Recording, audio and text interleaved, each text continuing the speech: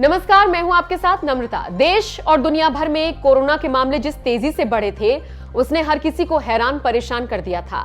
मार्च से शुरू हुए इस कोरोना काल ने पूरे 2020 पर ग्रहण सा लगा दिया था।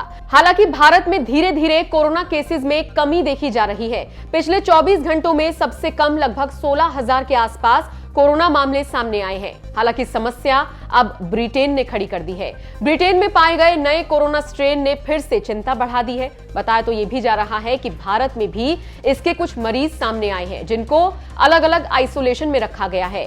यही वजह है कि सरकार भी अब पहले से ज्यादा सतर्कता बरत रही है।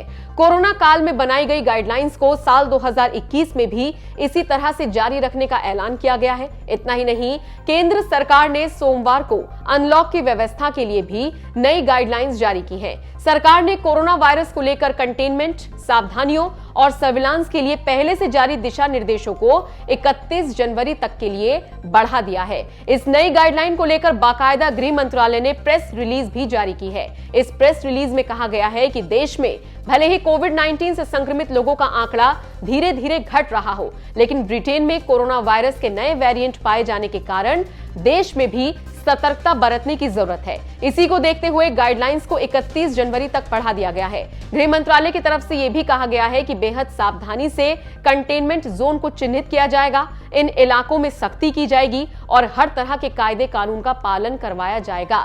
गृह मंत्रालय की तरफ से यह भी कहा गया है कि सरकार की कोशिश है कि कोरोना के प्रसार को पूरी तरह से थाम दिया जाए। जो लोग नियम कानून तोड़ेंगे उनके खिलाफ सख्त कार्रवाई भी की जाएगी। आपको बता दें, पुरानी गाइडलाइंस के मुताबिक नियम का पालन नहीं करने वालों पर राज्य सरकार कार्रवाई कर सकती थी, जिसमें राज्य सरकार मास्क नहीं लगाने पर, सोशल डिस्टेंसिंग नहीं करने पर जुर्माना लगाना आदि लगा सकती थी। आगे भी यही नियम जारी रहेंगे।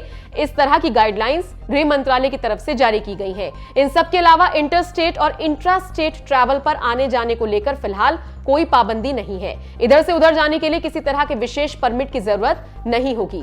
कुल मिलाकर इतना समझ लीजिए कि सरकार सख्ती कर रही है तो दूसरी तरफ आपको कुछ राहत भी दे रही है, लेकिन आपको अपनी सेहत का ख्याल खुद भी रखना है।